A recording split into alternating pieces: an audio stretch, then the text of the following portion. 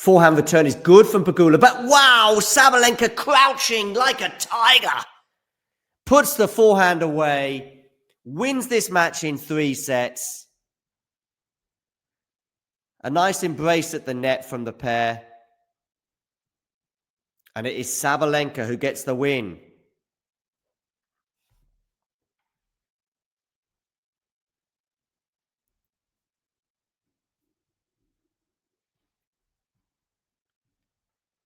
So, Aryna Sabalenka, you have won both of your matches at the WTA Finals thus far. It's not quite putting you in the next round just yet, but this 6-4, 2-6, 6-3 win over Jessica Pegula will do you a huge boost. And I suspect a 3-set loss even to Coco Gauff will be enough to progress, but that is to come up in a couple of days. Now, looking back on this match, Sabalenka had so many breakpoint opportunities, and it looked like she was going to pay for not being ruthless enough with those breakpoint opportunities. Jessica Pegula was much more ruthless with her chances, and in fact was up an early break in the 3rd set as a result.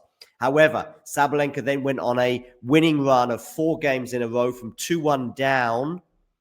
Actually, it was 3 games in a row, I think, from 2-1 down to 4-2. But that did include, of course, 2 breaks of serve.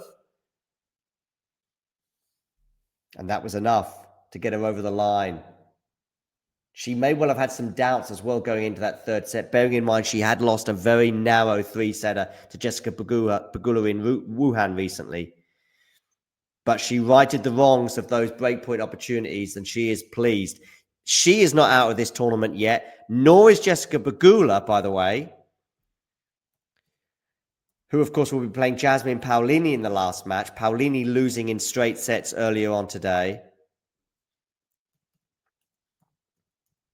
But it is Sabalenka who tops the group right now, with 2 wins from 2, having won straight sets as well the other day. Surviving a tough one, indeed.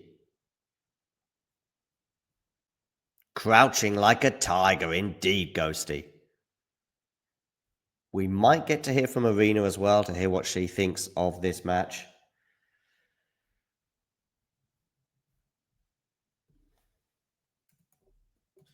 Yes, here we go. You are #1 in the world. Let's talk about how you were able to, like you do with Jessie all the time, go to that whole other level when you have to.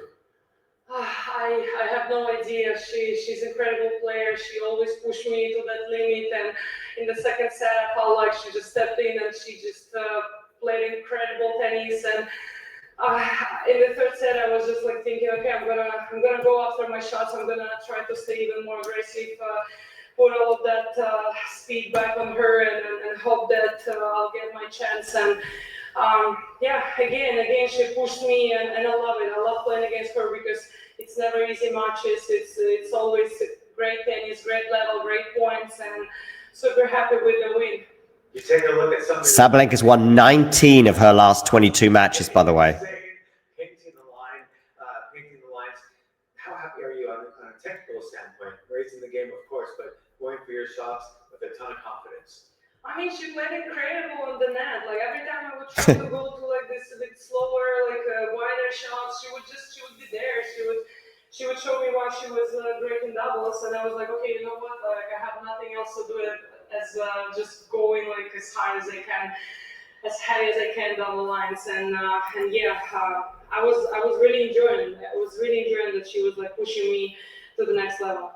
Okay, what a difference a year makes. And you've played a few WTA finals. The size of the crowd compared to last year, tennis has really caught on here in Saudi Arabia. How pleased are you with the energy that you're feeling, the vibe, and the love for you here in Riyadh? That's insane, guys.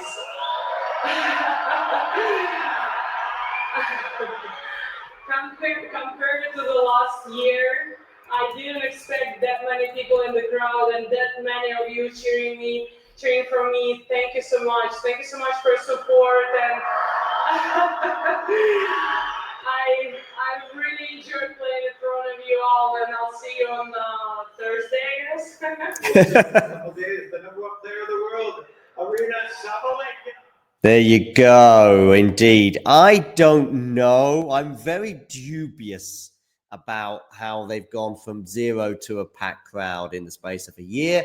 I don't know. I wouldn't be surprised if there's a few little things that'll get leaked out in terms of maybe then just attracting some fans. But I could be wrong on that. But what I'm not wrong on is the fact that Aryna Sabalenka is the best player in the world. And I think the best returner of a second serve on the WTA tour as well. She also has one of the best serves and one of the best forehands. And today she brought it from 2-1 down in that third set. She knew what needed to be done and she got the job done, winning those games in a row, getting the double break from a breakdown to Jessica Pegula in that third set. Also, I want to add a few other things in terms of the permutations for this group. So she came back from a breakdown in that third set, as I said, and she's now 2-0, having won her first match in straight sets. That also is important. So that, I think, if I've got it right, means that she just needs one set versus Coco Gauff to win the group and therefore not to depend on Pegula-Paolini. Of course, if Paolini beats Pegula, then Sabalenka is through no matter what. But I also think that a Paolini win, a Pegula dropping a set even, I think, as well, against Paolini would be enough for Sabalenka to qualify. But of course, if Sabalenka wins her match or gets at least one set against Coco Gauff, then she will go through. If Coco Gauff wins that match, that's when things get very interesting. If Coco Gauff wins it in 3 sets, for example, and Jessica Pegula wins her match against Jasmine Paolini, then I think it's Gauff versus Pegula head-to-head. And, of course, Pegula won that match. So I think it will be Pegula who qualifies. Just going to have a quick look at the match stats here, by the way. And looking at points won on serve, 62% for Sabalenka, Pegula 59%. 28 winners off the racket of Aryna Sabalenka compared to 23 from Jessica Pegula. 44 unforced errors, which is a lot from Aryna Sabalenka, albeit over 3 sets. 25 off Pegula is fine. But listen to this breakpoint conversion scenario. Sabalenka had 16 breakpoint opportunities today, and she broke 4 times. So there were 12 breakpoints that came and went. As for Pegula, she was much more ruthless, winning 4 from 8. She also won 9 points at the net, and we did hear Sabalenka touch upon that. But I think a very important statistic, and maybe the most important one of all, and one that we don't always see when it comes out from the stats, is the forced errors. This is when the other players has hit an incredible shot, you get your racket on it, but of course there's not much you can do with it. And Sabalenka hit almost double the number of forced error shots compared to Pegula. She made 36 forced errors off the racket of Pegula, whereas Pegula just did 19 on her.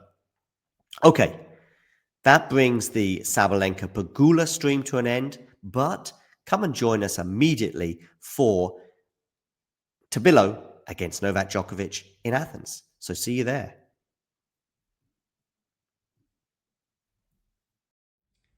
If you enjoyed this video, make sure you hit that like button. Don't forget to subscribe and click that notification bell so you don't miss out on all things tennis.